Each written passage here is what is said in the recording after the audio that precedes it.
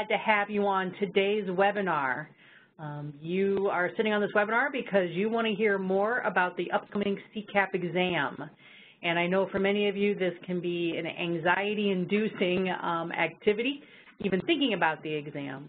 I just want to offer my words of encouragement and thanks that you are willing to go down this path.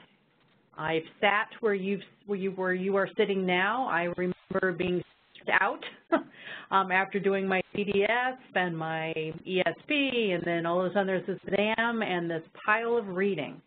I can't tell you enough how my study group in New York, the 6 of us who got together several times in the weeks preceding the exam, made a huge difference in, I think, how we did on the test and how prepared we were. But no matter how prepared you think you are still pretty nervous the day of the exam. And I will also say I attended Jim's webinar that year as he overviewed the exam, and I remember playing that webinar back and forth a couple of times as I prepared to make sure I knew what parts of the reading and what did I need to focus on and all of that stuff. So being on today's webinar is a great step as you go forward and look toward June. And again, I am so excited you've decided to go down this path of CCAP. I believe it is a firm foundation element of a community action career. This combined with Roma, becoming a Roma trainer, implementer, and a pathways peer reviewer, I like to call the trifecta of community action leadership development. And I know that as you look ahead to August, we invite all of our new CCAPs to walk the stage at our gala dinner, which will be on Thursday, August 30th in Denver, Colorado. I look forward to seeing you on stage, being able to hand you your pin and your certificate. And this exam will be in the far distant memory, although it is something that you typically don't forget, because I can still remember my anxiety as well as my relief once I was on the other side. But another nice piece about getting your CCAP and coming to join us in Denver is on Wednesday. We do a CCAP lunch at noon. It is a $75 fee, but oftentimes your local agencies may be willing to cover that cost for you as part of your conference attendance. That is up to each individual agency. But at our CCAP lunch, we will certainly be celebrating this year's 25th anniversary. There's a lot of really great stuff planned throughout the week. And I hope that when you make plans to come to Denver, you think about both the lunch as well as the gala dinner on Thursday night. And I know Jim will have more information on that as we get closer to August as well. So registration is open for our convention, as you can see here on the screen at communityactionpartnership.com.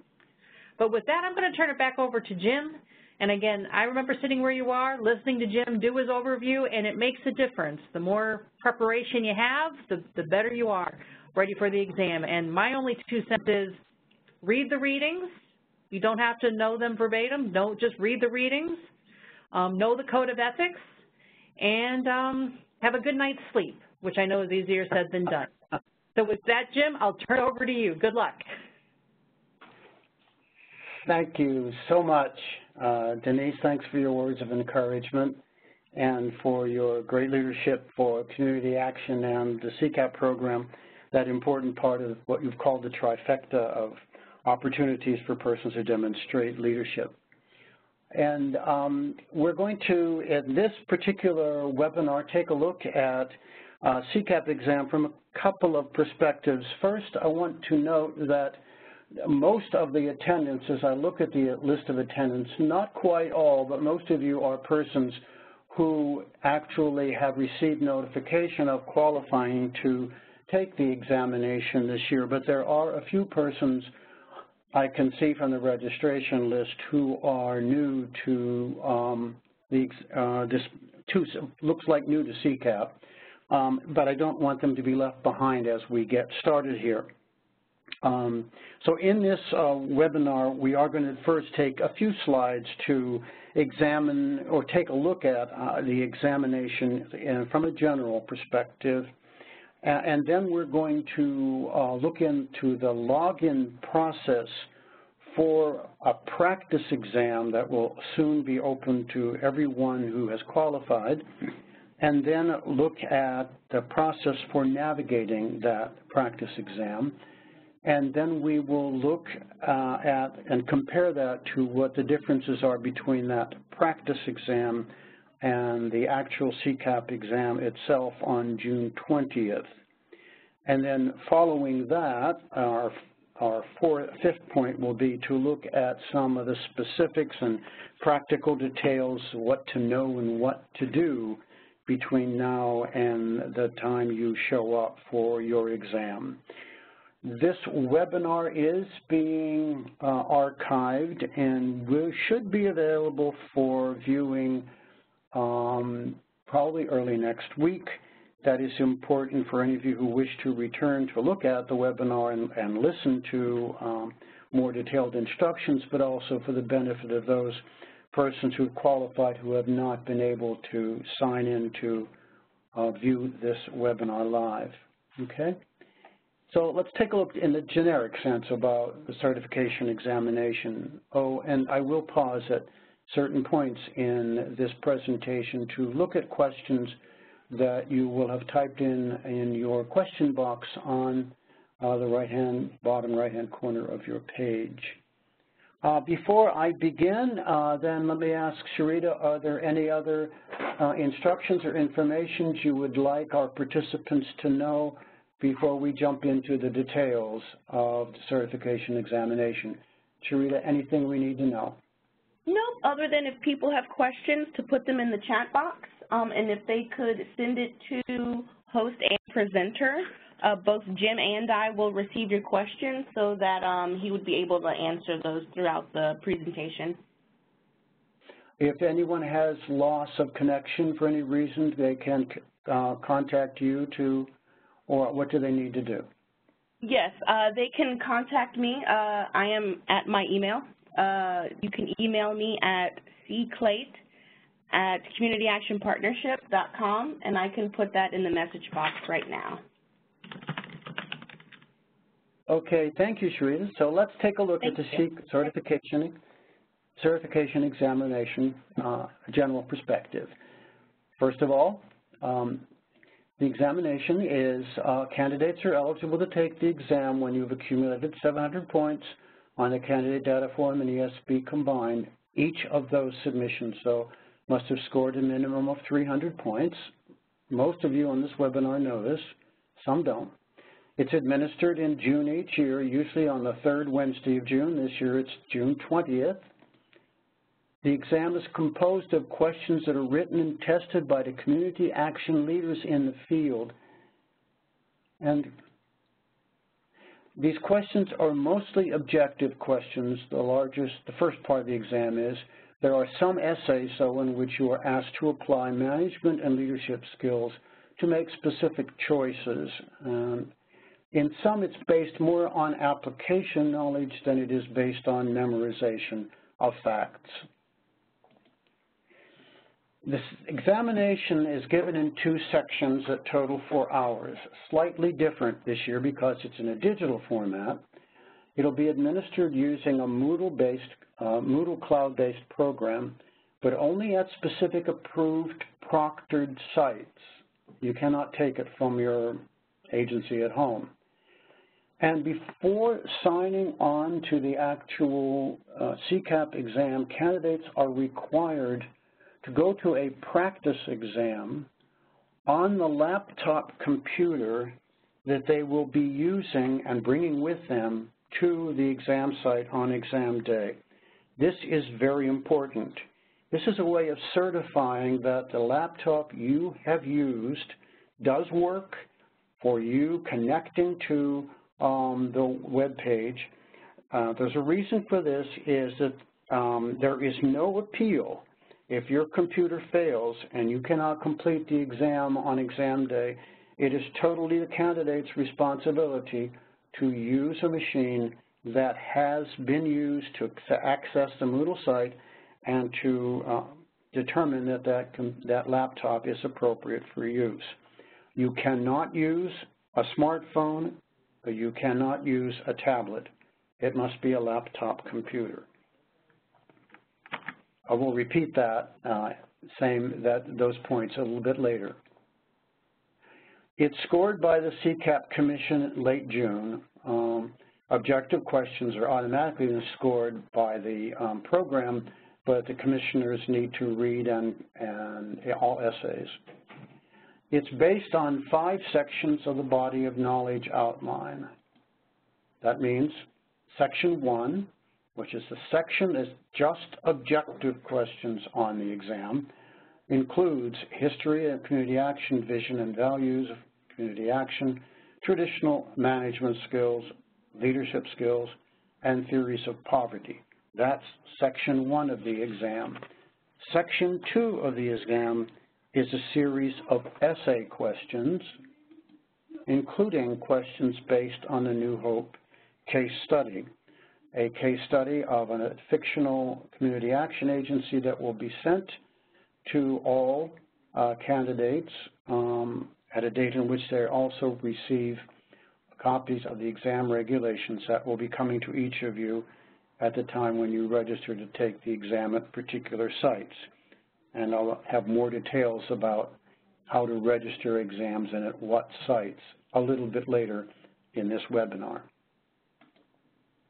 Understand the passing score is 700 out of a possible 1,000 points. Now that's the CCAP exam in general. Let's take a look now specifically to the question of exam sites and exam process in this first year of using an online format. That online format has, the choice of the Moodle platform has been after a long, almost 2-year process of examining options and testing options for using an online version of the exam. The process and the questions have been thoroughly tested in advance of this exam. Okay. The sites are chosen to correlate to geographic location of candidates once all CDF and ESP scores are calculated, which just happened. Now, currently, the whole country is not yet covered with sites. We have about 12 sites where we have appropriate proctors and appropriate bandwidth to administer the exam. I'll say a little bit more about getting sites a little bit later, but we don't yet have the whole country covered. Our goal is to have that complete by the 20th of April. Sites have been certified as appropriate for web access to the exam site, and CCAP volunteers who have familiarized themselves with Moodle will be proctoring the exam. Exam regulations will be sent to all qualified candidates at the same time that you get notice of the options of locations where you can take the examination. Now let's talk about preparation for the exam. Most of you know that a study guide is developed. Many of you have already accessed the study guide. It is developed and posted on the website, the partnership, in late January of every year. The 2018 study guide has been posted on the website since this January. It contains the sources used for all the questions on the examination and is set up to correlate with the body of knowledge outline. As I mentioned, it's posted on the partnership website every year in late January. And in addition to it, there are certain documents referenced in the study guide that is included as attachments. There's about 15, I believe, this year. These are the kinds of documents that meant to meet ease of access, particularly technical documents, web pages or sections of them. Now, all of the sources that are used in the exam are available either through those attachments or through your local library, through online bookstores. If you have difficulty locating them, you can send a message to me, and I'll give you my email address later in this webinar. Okay, let's take a look now. Learning the exam, online exam login process and the navigation process for both the practice exam and the CCAP examination. And that will be our next slide. There is the web address. And this will be repeated again on a slide at the end of this webinar, this web address. It's www.capartnership.moodle.school. There is no .org or .com or .edu. It is .school, nothing more. It's www.capartnership.moodle.school. This is the page you will see when you log in, the CCAP branded page. On that page, where you see username, you enter your ID, and password underneath it. They have been sent to everybody who has qualified to take the exam. There are just a few lingering candidates. We're finishing up a process of some auditing, but everybody should have that notification or knows about an upcoming notification. So your password, ID and password, has already been sent to you. Notice you do need to have cookies enabled on your browser to use this program. So let's talk about that logging in and getting ready for the practice exam first. Okay? Now,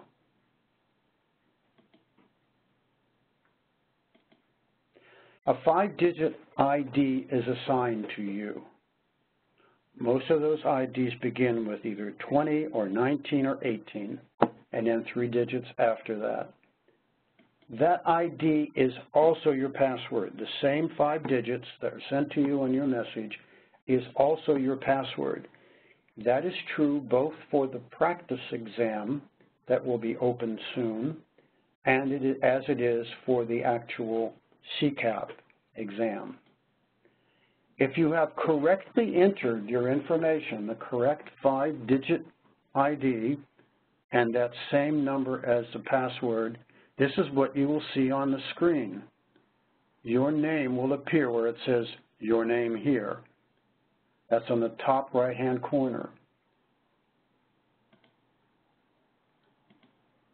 If you have incorrectly, next slide, if another name appears, that means you have entered someone else's code. Unless you want to take the exam for them, you need to log out immediately. It means you've entered someone else's code number. Log out immediately. Use the drop-down menu. You see the blue circle with arrow to the right of your name. Re-enter the correct information. When you hit that downward arrow where it says your name here, you will see log out as an option. Do this anytime you finish a session. Make sure that you log out. By the way, I'm going to go back to that previous slide, if by chance you log in with the wrong code and get someone else's name, you have to log out or you will stay as that person throughout that session. Okay. Now, this is a landing page you will see when you open the practice exam. Now, understand, when you open this practice exam, you need to be using the laptop that you are going to bring with you to the exam site that you will choose. Now, the practice exam, you can enter this practice exam as often as you wish between April 12th and June 15th.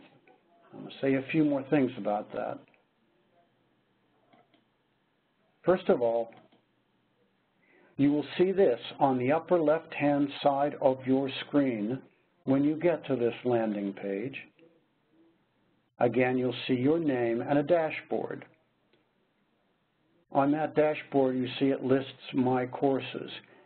You may not see all of those items that you see here. You may not see all of these, but the one that's important to see is the one that is called Practice Exam. And when you see that, click here to open the page where the practice exam is located. Again, this practice exam you can access as often as you want between April 12th and June 15th. You must access it at least once. to be admitted to the CCAP exam. I'll repeat that. You must access the practice exam at least once, or you will not be admitted to the CCAP exam. That's the order to certify the computer laptop that you have used, and that's because it is your responsibility to have a machine that works and to be able to access the site. It is open until June 15th. Do not wait till June to access it the first time, because if you decide to enter on June 15th and there are problems, we won't be able to necessarily resolve them. So access it sooner. You can come back as many times as you want until June 15th. Now you will see the link to the practice exam itself. Click the red text and the page will open. When the page opens, you will see this button to begin the test. Attempt quiz now. Moodle calls every test a quiz. Okay? So then you click on Attempt Quiz Now, and the exam will open for you. And here's what it looks like. This, what you're looking right now, the page for question 1, when you clicked on Attempt Quiz Now, it shows you the first page. This is exactly also what the CCAP exam will look like, except that there will be more questions. So you'll see there are 11 questions on this practice exam. And there'll be 2 ways to navigate the pages from question to question. Here you can see we are on question 1, and on question 1, first thing you'll notice is that the question it's highlighted. That when you get to question 2, that will be highlighted. When you get to question 3, that will be highlighted. So it lets you know exactly where you are on the exam. That's one way to navigate it. Click on the page itself. The other way to navigate through the exam is to click, I mentioned that, click on the page number. The other way is to click on the Next Page button on the bottom right of the screen. So you have 2 ways of scrolling through the exam. A little bit more about what you see. This box in the middle shows you the value of the questions, the number of points, and it gives you the option to flag the question to come back to it. That is to say, if you click on Flag Question, when you click on Flag Question, you will see a flag next to that one that you've clicked onto. And that flag will appear on your quiz navigation screen on the left-hand side. So it gives you ways to keep track of what you're doing. Flagging a question means it alerts you that you need to return to that one. Okay? Let's move on. Here's a sample of what an essay question will look like. The previous page was how the objective questions look like. This is how an essay question looks like. This is a very interesting essay to practice with. So your board has 33 members of it, and it includes 11 representatives of the low-income community. Now, one of your board members representing that community informed you that she has just won over $30 million in the national lottery. Hooray! She's meeting with a financial planner and a lawyer who will assist her in setting up a foundation for her to oversee.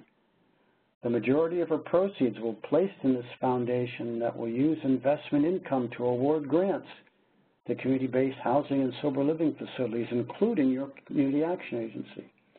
She believes that because of her many years struggling with homelessness and substance abuse, that she should retain her seat on the board. That's interesting.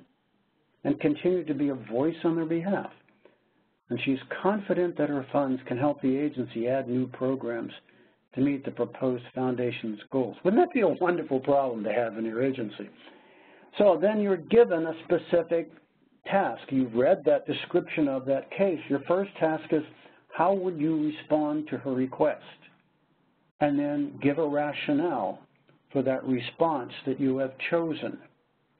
So that's what's set for you to write up in your essay. Now notice that there is a space limit to the essay. Each one indicates that. In other words, there's only so much space available to you to answer it. And here it tells you, you are allowed no more than 40 typed lines in your essay. And here, this white space is where you type the essay.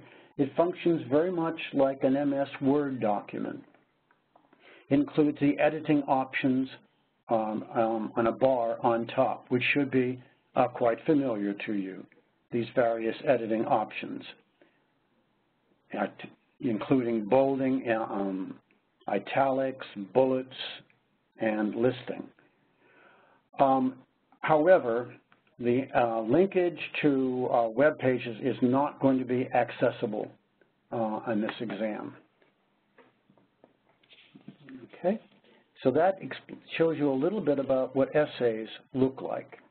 Essay questions, how they are shaped. Okay. When you are finished on your practice exam, on the last page of the exam, click on this button on the bottom right hand of the page that says Finish Attempt.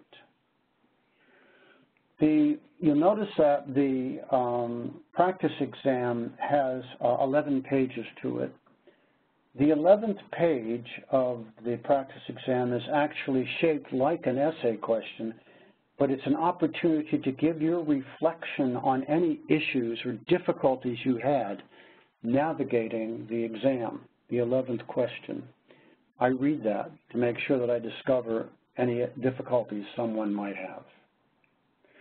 When you're taking this practice exam, don't be worried about what answers you give. It's not going to be scored. It has nothing to do with the context. You can play with it any way you wish, because the purpose is not to answer the questions and get scored.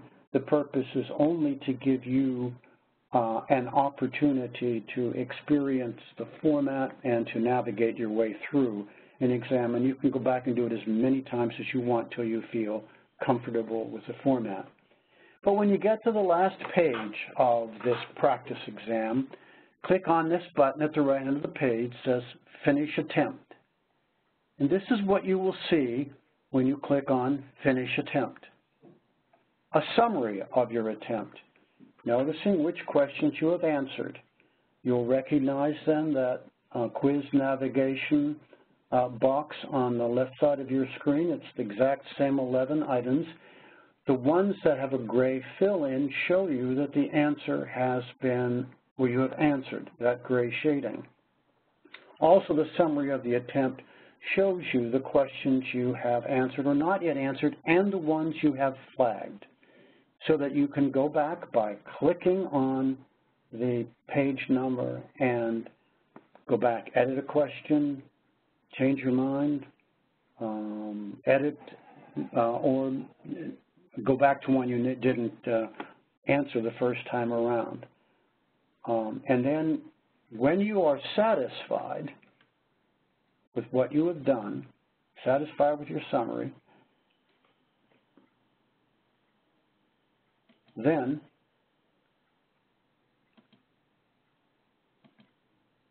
you click on Submit All and Finish. It's important to see that, Submit All and Finish. Click on that on the last page. When you click on that, it wants to make sure you really mean to do that. So after you say click on Submit, you will see this box called Confirmation. This second time, a review of your answers will also appear once you've clicked on Submit All and Finish, but you will not be able to change those answers. You'll just be able to look at them. Now log off using the drop-down menu under your name at the top right-hand corner of the page, as you have seen before. I'm checking now to see, before we take a look at something now, the differences between the practice exam and the actual CCAP exam, to see if there are any questions. I don't see any in the box. Let me check with you, Sharita. Did I miss any questions that persons have? So I have about 4 questions. Okay, I'm not seeing them. I'm not quite sure why they're not showing in my box, but go ahead. What's the first? For the New Hope case study, will there only be essay questions? The New Hope case study, there will only, yes, that's correct. There will only be essay questions about New Hope. Okay. Next. On exam day, if a person accidentally logs in as someone else, could you disqualify that person? Yes. If you log in on the exam date with the wrong ID and the wrong password, that shuts out that person's ability to take the exam. Do not do that. I'll explain why a little bit later. Well, I can explain it right now. The Moodle program registers every logon. And I was going to say this about the difference between the 2 exams. Once you log on to the exam, you have to finish it, and once you log off, whatever you've done is logged up as your, is sent up as your answers. So you can disqualify someone else if you do not put in the correct ID and password. When you are at the exam site, the proctor will have the list of your ID and password so that you have it right in front of you, so it'll be there. But it is very important to know that. Okay? Next question.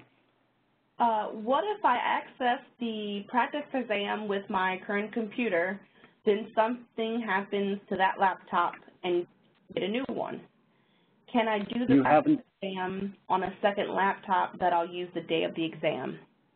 You can do the practice exam on as many laptops as you want. It's just that you will have to have done it on the laptop you bring with you. You can do it on your, desk, any computer at your agency as many times as you want. You just have to have done it on the laptop that you bring with you. That means up until June 15th, if something happens to your laptop, you can substitute a different one. Okay? Any next question? Yes. How do you know how many lines you have written? Will there be a number displaying the lines, or like have a count, or will no, you need to manually count?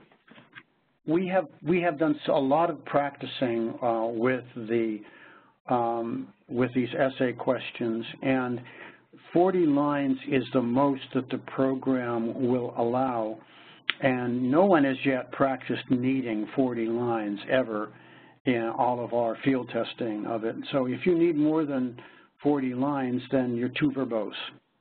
Then none of these questions will require 40 lines of text. That is the maximum that the program allows, but we decided to use the maximum. You will not have anything to chart to you the length of your answer. Okay, so they would have to manually count that? Well, I'm suggesting there's not going to need a need. Well, I should hope there's not a need, but yeah. The answer would be yes, you'd have to manually count them. But we don't anticipate anyone needing 40 lines of text. Okay, the next? Yes. Will the score for Section 1 be provided to candidates sooner than the essay scores will be provided?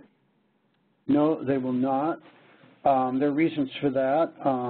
The commissioner needs to score the essays, look at response, and then the commission looks at my score report about how questions behaved to determine if there are any issues with any objective questions on the exam. It's a quality assurance measure that double-checks what are called validity issues about the exam, so that the score is actually recorded and sent to me for each candidate to that point, but those scores are not official until the Certification Commission has examined all the questions, all the answers, and finally ruled that everything is in order. Okay? Okay. The next question? Yep. Can a person bring a mouse and keyboard with the laptop? Oh, definitely, yes. I'll say this now, but I'm going to repeat it. You may not bring your cell phone into the test room. You may not bring your notebook or notepad into the exam room.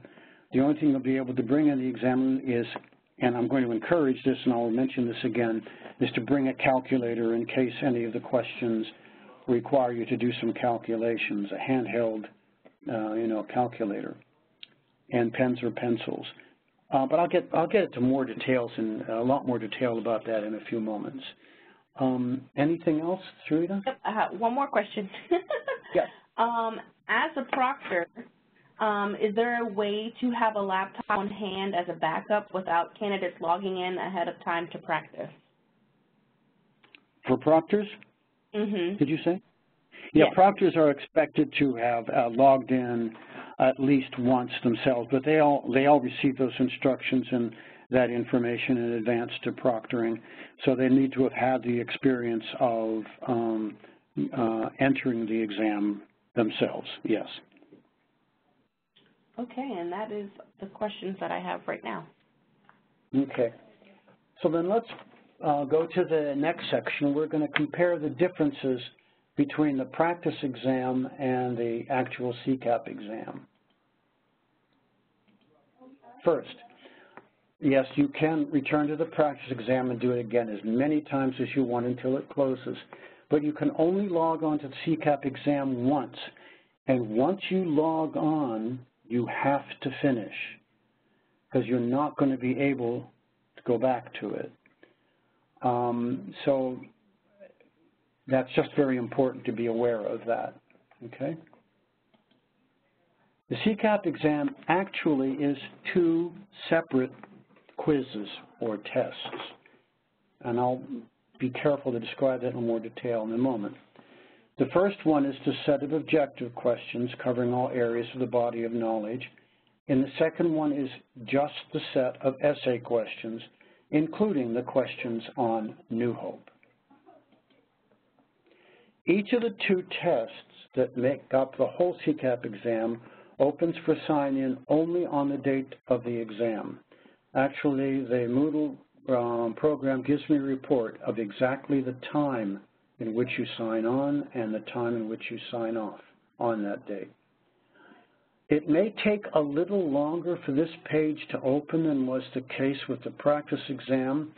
I've learned from other sites sometimes when you have as many, well, we have about 90 people who will be signing on at the same time. So it might take 30 seconds or maybe a little longer for your page to load. Not to be concerned, it will load. It just takes a little longer.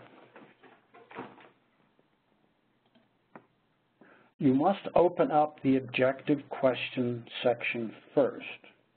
Then there will be a short break for everyone, and everyone will come back to the exam room to access the essay questions or the second session. In effect, it's like having two separate exams. Now, unlike the practice exam, the CCAP exam is timed 2 hours per session. That 2 hours that's been a lot of work with the exam committee figuring out the time, and that 2 hours per session is considerably more than time that has been taken in practice attempts at this exam. So there should not be a problem with 2 hours per session per person. That should be ample time. To assist you, there is a small timer on the top left-hand corner near the page navigation logo. Now, that might make some people a little bit more nervous as you watch the clock, but it also lets you know how much time is remaining and gives you the opportunity to kind of pace yourself accordingly, all right? If the time runs out, the completed questions are automatically uploaded to the server, and at that point you will not be able to change or anything or add anything if it times out while you're still on the exam. That is not true if you exit the exam before the time finishes. You have to log out if you exit the exam before the 2 hours is up. Well, actually, you still have to log out anyway, even if the exam is uploaded, because you want to be able to have the time ending of your session noted as well. All right, here's the landing page for the 2018 CCAP exam.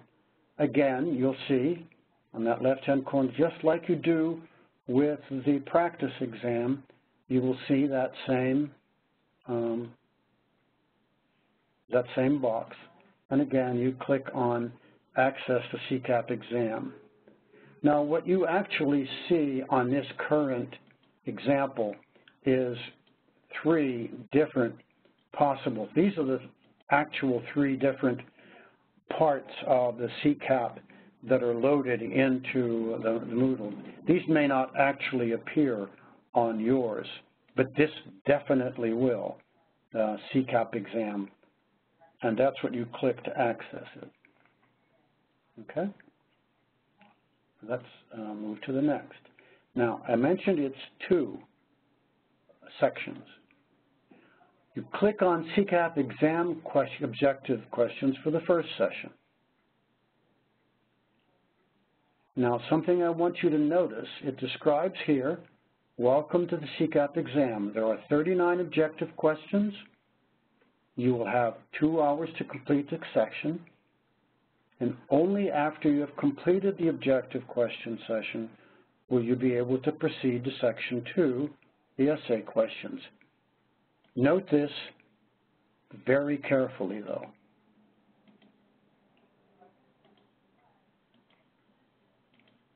If you attempt to access any other app on your computer, you will be locked out of the exam and unable to continue.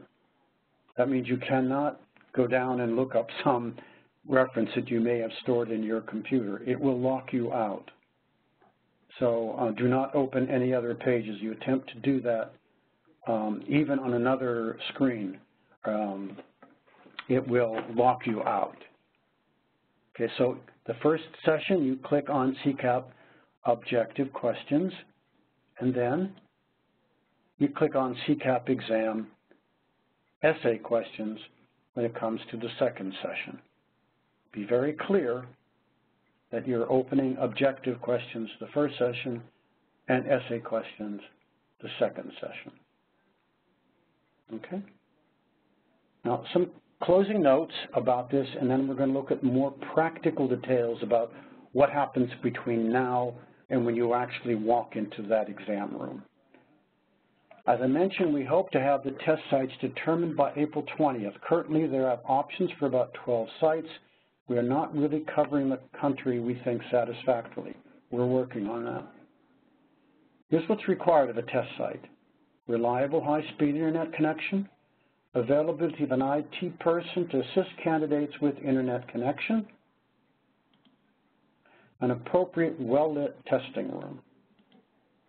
This is what's required of a proctor. Must be a CCAP. Must have become familiar with the Moodle CCAP format. Cannot proctor anyone from your own agency. If there, it's meant to for propriety. The proctor receives the list of candidates testing at their site, a sign-in sheet which records every candidate's ID, and exam regulations and a form to report on the exam experience at that site. Now, if you have a suggestion for a proctor, a CCAP that you know, or a site that you know that fits all of those requirements, feel free to speak with that person, him or her, speak to them because they may already be one, and then send that contact information to me at this email address. This will be repeated, that email address, on our last slide, and I will follow up, and we will see what we can do. Our intent is to try to make this as convenient as possible for candidates while maintaining appropriate exam security and appropriate boundaries between proctors and exam takers. Okay. So before I continue, I want to look now at some exam do's and don'ts. And between now and the time of the exam. Before doing that, let me check with you, Sharita, are there any questions that have been added since we last spoke? Yes, we have about 4 questions. Okay. Okay. When taking the exam, will the person need to ensure that the laptop does not go to sleep to avoid being logged out of Moodle? Yeah, I don't think that's going to be a problem, but it's not likely that your laptop's going to be going to sleep, depending, unless you have it going to sleep within a very brief period of time. You check your setting, but that should not be a problem, and I do not believe it's going to sleep. That's not logging you out, and it's not opening another program, so it should not be a problem. Okay. Does the Moodle platform include a spell check option for the essays? That's a good question. I don't think so, but not to be concerned about that. There will not be penalization for misspelled words. That's good to know. Okay. What happens if an update, such as your firewall, Norton, pops up on your laptop while you are taking the exam? That will not affect it. Okay. For multiple choice questions, is there only one correct answer, or will the person select all that apply? And how are the points awarded for objective questions? All right, I'm going to go back to one of the slides to answer that. You can see where this is from the practice exam, question number 1. And look carefully at question number 1. You see right here it says select 1. That will tell you there if you can only select 1. Additionally, when you actually click on a box, any one of those, if you can only click on one and then attempt to click on 2, it will just click on the one you just clicked on and erase the one before.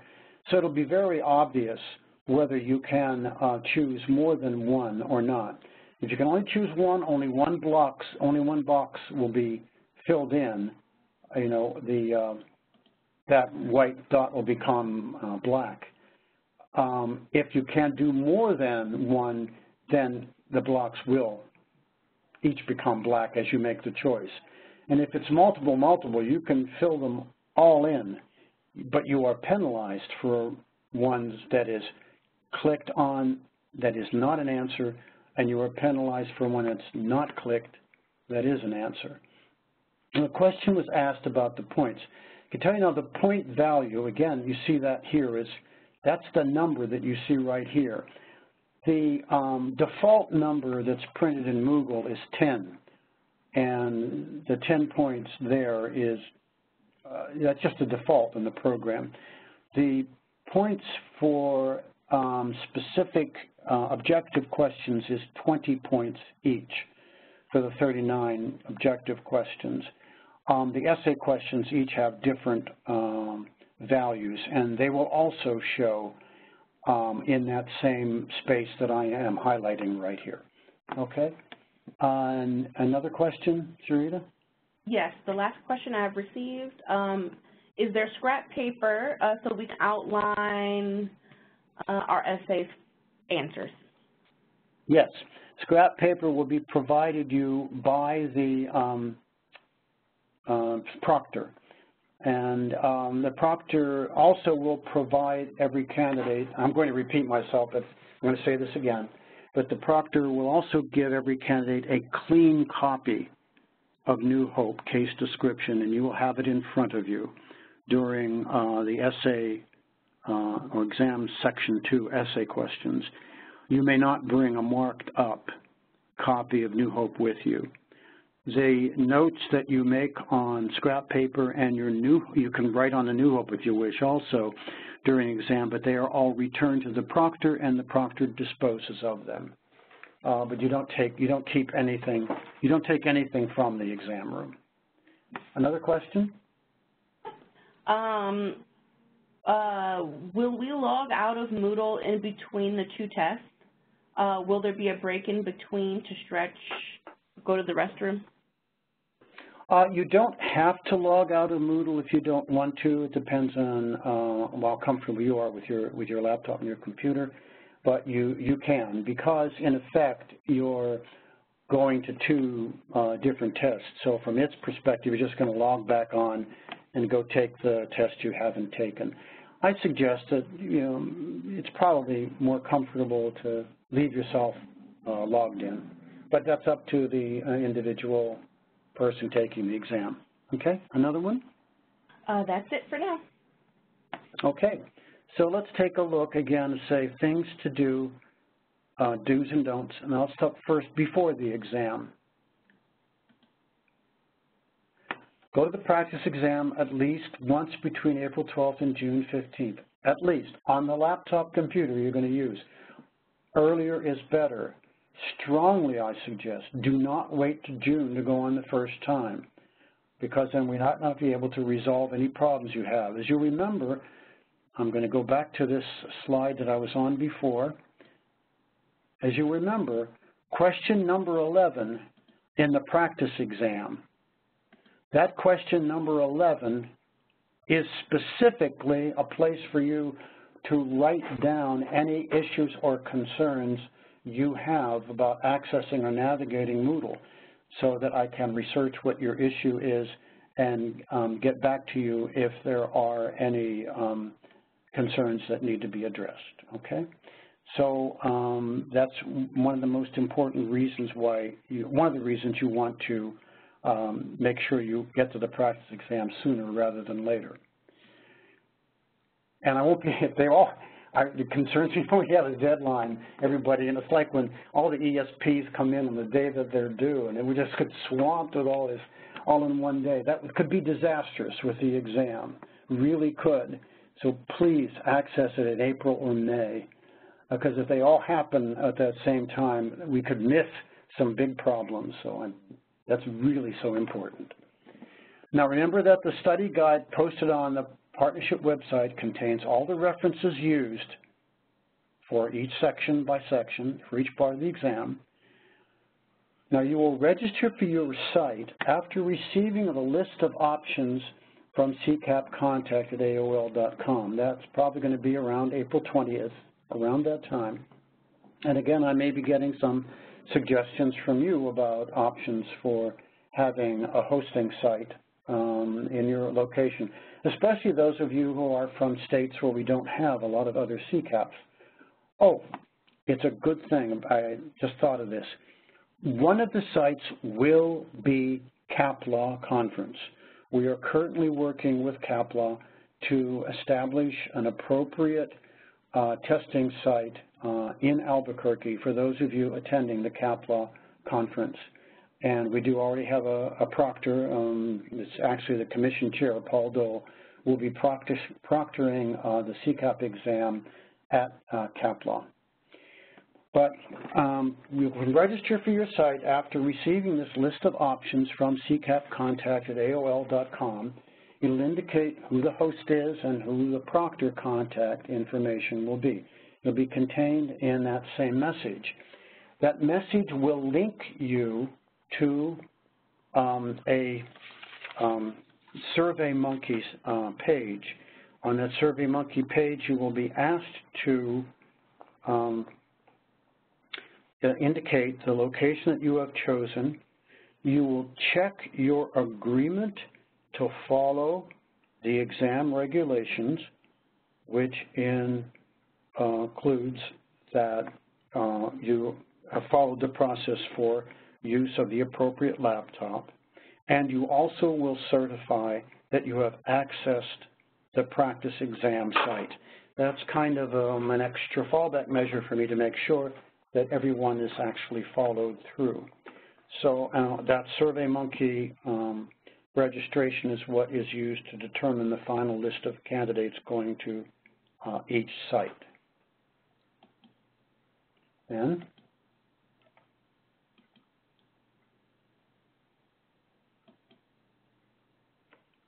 familiarize yourself with the New Hope case study that will be sent to you in that same email. Some of you might already have it. Many study groups are already looking at it. For the purposes of the exam, remember, you are the CEO of this agency. While you're reading it, read it through that lens, because questions asked to you about New Hope will be asked of you as the executive director or CEO. Carefully read the exam regulations included in that message. I have said most of what that contains in this webinar. It's written there for you, and you do attest in your SurveyMonkey page that you have read them and agreed to abide by them. Then contact the host of your chosen site who can give you information about the location, parking, directions, and if you need lodging, what might be appropriate options for accommodation for you. And, important, if you have need for any specific accommodations, notify me immediately at ccapcontact@aol.com.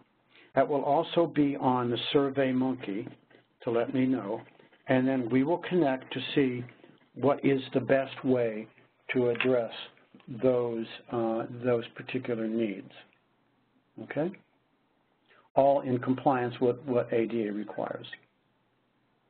Now, on the day of the exam, sign in at your site 30 minutes before the exam starts to make sure your internet connection is okay.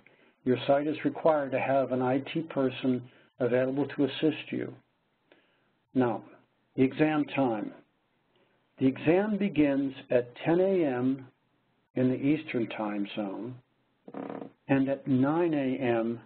in all other time zones. Okay? So if you're in California or Arizona or in Utah, or if you're in Chicago, if you're in the East Coast, understand you're going to be taking the exam at 10 a.m. if you're in the Eastern time zone, but 9 a.m. in all the other time zones. Now, for those of you who are living in Indiana, I get confused every year about exactly what you do with your time zone. That's the only place where that's a question. If you're in Mountain Time or in Pacific Time and don't follow Daylight Time, don't worry. It's whatever 9 a.m. time is in your state. But if you are in those states that border between Eastern and Central Time Zone, if you're on the same time as New York, you start at 10. If it's an hour time difference to you from New York, if it's an hour earlier in the day, then you start at 9 a.m. Okay? You must bring your certified laptop. Remember, you're not allowed to bring a cell phone or tablet into the exam room. You are advised to bring a handheld calculator. Don't forget it. You can't use your phone as your calculator. The proctor will give you a clean scratch pad, as we mentioned before, and you will receive a fresh copy of New Hope case description. You may not bring a marked copy in the exam, but you are most welcome to mark up anything and practice anything you want on the full New Hope case description that you will have in front of you. So remember, you can do that all you want. All right. So good luck on your exam. Let's see. I'm going to provide you, again, the log-on URL and my contact information. But before doing that, we're about to see our last slide in a moment. Let me check to see, Sharita, if there are other questions that we need to answer before we finish and log off. Yes. So this is actually a good question.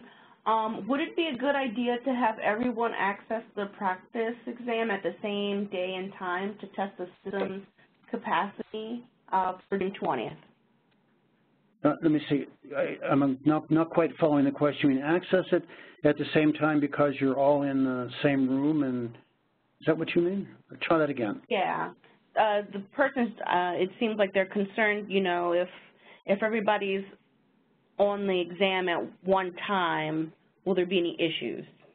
Oh, no, there will not. No. No, the only, I mentioned before that only sometimes it might take up to 30 seconds longer to log in if everyone's logging in at the same time. But there's no issue about once you're logged in and navigating the exam, other people there can be hundreds of people on the exam at the same time. It doesn't affect your processing or navigating at all. Okay? I thought maybe the question, I want to add another note to that one, because it might be a good idea for everybody, if you're in an exam study group, to log on at the same time together. That might not be, I never thought of that, but it might be a good idea in one of your study group sessions to experience it together. There's no problem doing that. Okay, I'm sorry. Go ahead, Sharita. Next one.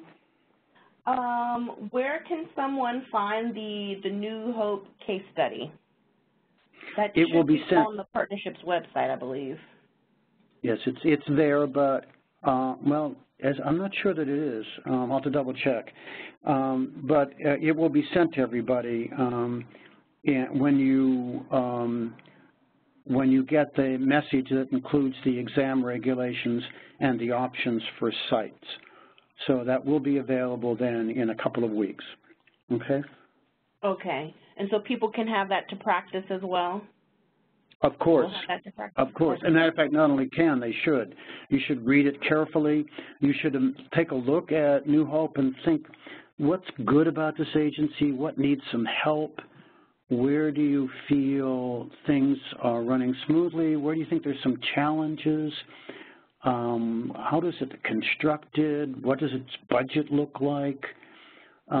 Just want to really be very inquisitive about it and really feel like you know the agency. The better you feel you know the agency, the easier it will be to address the essay questions. The essay questions will throw challenges to you, like you need to take care of this at New Hope, and your board has said they want this to happen.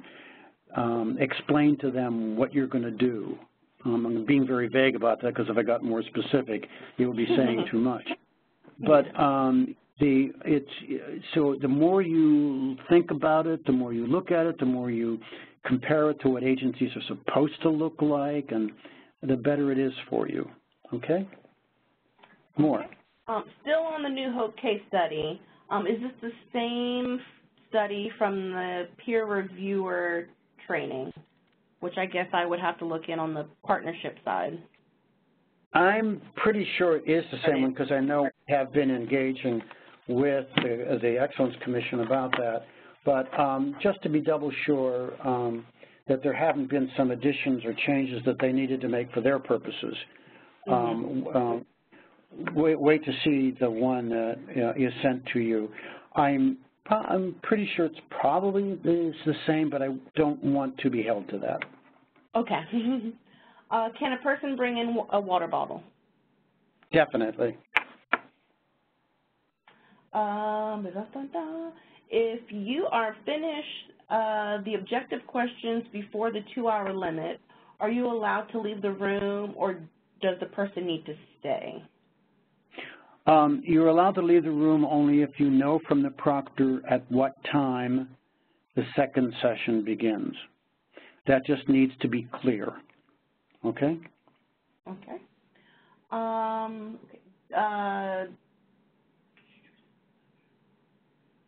Okay, does the person have to, for the exam, does the person have to submit Section 1 before starting Section 2? Yes. Yes, it's actually Session 1. You do have to go through the whole process, you know, submit all and confirm that submission of all, and then log off for it for those, for your responses to be uploaded to the server. So you do have to complete it and exit, or you won't, your answers won't be recorded. Okay. Other? Okay. That's all I have for right now. Yes. Okay. So got one more in. Yeah. So a person would have to log in after Section 1, correct? If there's a difference between logging on to the website and clicking onto the landing page for the exam. You do not have to log out of the website. You can come back, leave your computer there, and then just go to that page that I showed you for, let me go back and show it on the landing page for the exam. Let me go find that. And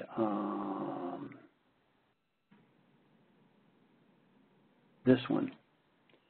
See, when you, oh, I'm sorry, this one. You see, before, when you clicked on before, you clicked on practice exam. When you're actually in at the CCAP exam, the whole exam is contained in that 2018 CCAP exam that you see right here. Actually, more technically, as you see above, more technically, that's the name of a course. The course is called CCAP exam from Moodle's perspective. It just so happens that in that course called 2018 CCAP exam, the next slide, there are 2 quizzes in that course. And the 2 quizzes include quiz number 1. I'm now using the technical language of Moodle, which is the objective questions. When you're finished with the objective questions, then you click out and you click in and you go to the next test. But you're still in the course that is called CCAP exam. Technically, from Moodle's perspective, CCAP exam is a course, and there are 2 tests in that course. I hope that's clear. I hope we didn't confuse things by adding that extra layer of description. But I think it's okay, right? Yeah. Okay. Other questions? And I have, the questions are coming in now. Okay, so okay. It appears that the schedule of the testing day includes the lunch hour. Will there be a break long enough to allow for lunch, or should the person bring a snack? There will not be time to go have lunch. If you're going to have lunch, you need to bring it. You need to brown bag it, and something for yourself that's appropriate, a sandwich or something to tide you over. But there's not going to be time to break and go off and have lunch somewhere. No. Okay. Okay. Is there a list of study groups that a person can access and join? Send me, anyone who has that question, send me an email message. As certain study groups are allowing persons to connect on conference call format. I'm pretty sure that's what's being done in Texas. Okay. And then allows persons to join in. But if you have that, I'm going to give you my email address again in just a moment. Send me a message about that. You can send me a message with any other questions anyone has, and I'll do my best to answer them. And again, when you take the practice exam and you get to the last page, we may have more questions. I will be reading that page 11. Okay? Any more? That's it for now. Okay. Well then, again, good luck on your exam. And we hope that what's going to happen is that we'll see you in this picture in Denver. I think this is the picture actually from the class in Austin, Texas 2 years ago. Now, those are the important addresses for you to know. CCAPcontact@AOL.com comes directly to my desk. One of the reasons we use CCAPcontact@AOL.com is because it doesn't have limits. The limits are very accepting for attachments, unlike some agency settings. And the bottom line is the URL for entering the Moodle program. Again, it's capartnership.moodle.school. There is no .com after that or anything else. It's .school. Okay? That's it for our presentation for today. Again, this is going to be archived, and it will be available early next week for you to review again. And for those persons who might be a part of your study group who haven't logged on to the webinar, they'll need to get there to get this address. We encourage them to get to this to the archived webinar. Unless there are other questions, we're going to sign off in a moment. Let me double check with you, Sharita. Do we have any final questions? Yes, so there is a question.